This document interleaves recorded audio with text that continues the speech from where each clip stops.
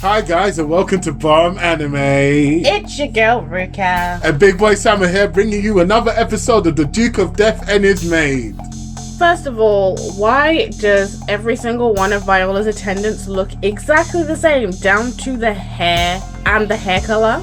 Is it they couldn't be asked to do variation, or like they just have an Aryan army for attendants? Yeah, it could be the graphics, because like in certain parts it's beautiful and in other parts it's like, what the hell? No, so I feel like the Duke heard us talking about his dusty ass last week, because this week he was like, oh, I keep wearing the same clothes and hat. Maybe I need to get something else for the Christmas party, but then he didn't. What are you talking about us? It was you. No. He heard you. No. It wasn't me, fam. You were also, don't try it. Nah, bro, I just laughed and giggled. I didn't say nothing. Alright, let's roll back last week's clip. Yeah, guys, let us know if I did. No, I'm going to edit in last week's clip. Why would you do it? Why would you come with receipts? The Duke looks like he smells. I said it.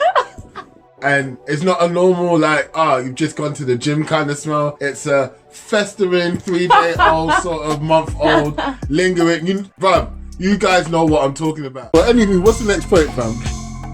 Walter, he needs help. He needs some milk. I don't even know what's wrong with Walter. Because at the end of the day, he has a rivalry by himself. No one's checking for Walter. No one cares about him, so he's making sure that he cares for himself. It's kind of sad, really. Walter, I get it. You have ambition. You want to be the head of the family, but you can't even handle walking from one end of the room to the other, mate. Like, I don't understand why you feel you are qualified. And that doesn't mean that I think the Duke is also qualified, because he's been out of it for so long. He's probably lost that passion that we saw last episode, where he actually had some fire beneath him. Right now, he's a docile mess. Literally, the only person good at running this family is Mama. And let her stay alive until one of these guys, or even Viola, gets a clue. Not only does he have a rivalry by himself, but he's talking about how he doesn't know how he's been treated for the last 10 years and how easy the Duke has it alone with only 2 servants and no one else and can't touch anyone. I don't know how that's easy, but whatever. We have seen no evidence of anybody saying anything. He seems to be doted on, if anything, and yes, the mom probably has some nasty ass comments because she seems to have them for all of her kids. Equal opportunity, B. But like, Walter literally turns up to ruin their Christmas. Seriously, do you have nothing else better to do? And it almost feels like his character is supposed to be comic relief, but he's just not funny. He's just irritating. He's very annoying. I don't like his character. They haven't given him any depth for us to feel anything for him. If they had shown us something where he has been told he's nothing for being the second son, I just don't think that's happening. I really feel like it is in his own head. Also, he's a second son. That's not even a bad thing. Yes, he wouldn't inherit the Duke title, but that's not all it's cracked up to be anyway.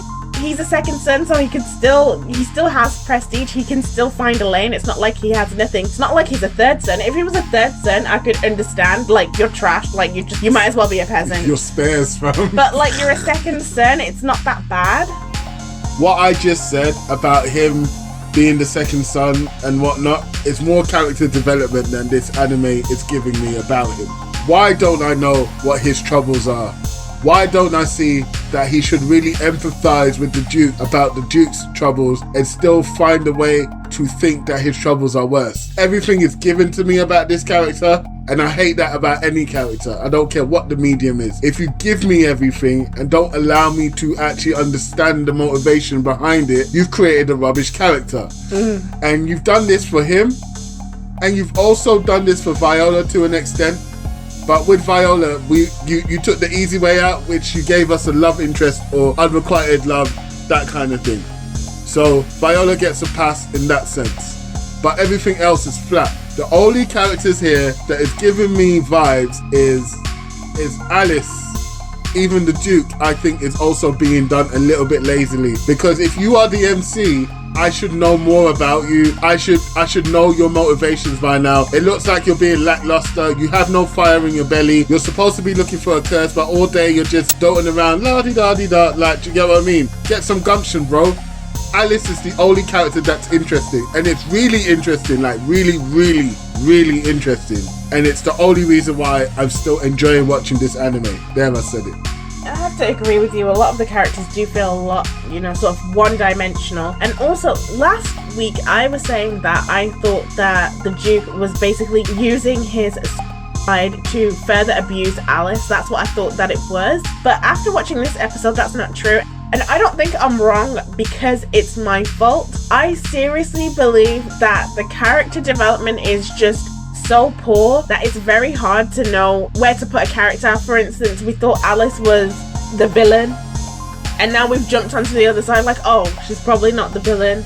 The Duke is being abusive to Alice, and they included that thoughts just in it, like in one go. So you couldn't even appreciate that he actually really felt like that, and he actually wanted to end it all. Like, it's not written, the characters are not written that well. I have to say, they're just not. The thing is, Ruki, like, you just mentioned two things that we've said over the past 3 weeks, which will be great character development, great story content, and this whole time I've been looking for something. Give me something. Then you gave me the Witch's Sabbath, and that was supposed to be the one of the few climaxes we were looking for, and it fell flat. But last week's episode was really good. I really appreciated it. I agree with that, yeah. It was a really good episode, and I was hoping they would carry on from there, but I feel like this episode, they've gone back to the same old thing, and we're now on episode 9. There's only 3 episodes to go. I'm just like, when's something gonna get done? The Duke is not doing anything. Like he said, he's not full of any. He's just sitting there. Even when his brother came and said, how does his brother have a name and he still is just Duke? Walter. Okay. Walter comes in and he's like, do you really think that you should be the person that takes the title? And all the Duke can say is, oh, well, since I'm the first son, then yeah, I'd like to. And he's twiddling his hands the whole time, like a fidgety mess. You're telling me that you're not even sure. Because if you're not sure, step back. Relinquish the title because you're not doing anything. He hasn't done any research. Like you said, Alice is the one that is extremely interesting. She's a very interesting character, and I kind of wish that she was the MC and it was more around her and he was a side character, because he's written that way. I kind of feel like it is. It is written that way. But it's not from her perspective, it's from his. I understand that, but do you remember the show Hey Arnold? Yeah. Now, everyone thought Arnold was the main character, but we got everything from Helga. Really and truly, it was Helga's story, but it was called Hey Arnold. No, you can't compare those two together. We can't. Especially I know because that show is a banger. Don't play with Hey Arnold, but we're not talking about that. No, I'm not doing that. I'm just saying that is the vibe I'm getting, because they've given me nothing. It's a real shame because they had witches. They have the Sabbath. They have mystery. They have a curse. They have like royalty. Come on, guys. Look, I know 9-year-olds that can write better stories with all of these ingredients. You get what I mean? Come on, guys. What are you doing, lad? I want to talk about Viola. I like the fact that she's called Viola, because in an orchestra, the viola can either be the lead and it invokes emotion. And like, you saw how her mum kind of chipped away at her happiness for a little bit over the few episodes. So soon, I predict that she's gonna get really down and lose the charm that she has. And we got to know a little bit more about Zain and how he actually feels for Cuff. And so he's gaining friends, which kind of violates what the curse was set out to do in the first place. So it started making me think, is the curse against him or is it against his mum? Because she's alone at Christmas. And the curse is like, no one would love you. But was the witch really talking to the Duke? Did the witch put the curse on the Duke to punish the mum or something? Well, this is what I've been saying from the beginning, that it's about something the family's done, and that's why it's there in the first place. But I don't think we'll get any answers in terms of that, to be honest, this season. You think this is getting a second season? Well, if you want answers, you're gonna need at least 16 seasons to get there. Look, let us know what you guys think in the comments, guys. Don't forget to like, subscribe and share. Peace.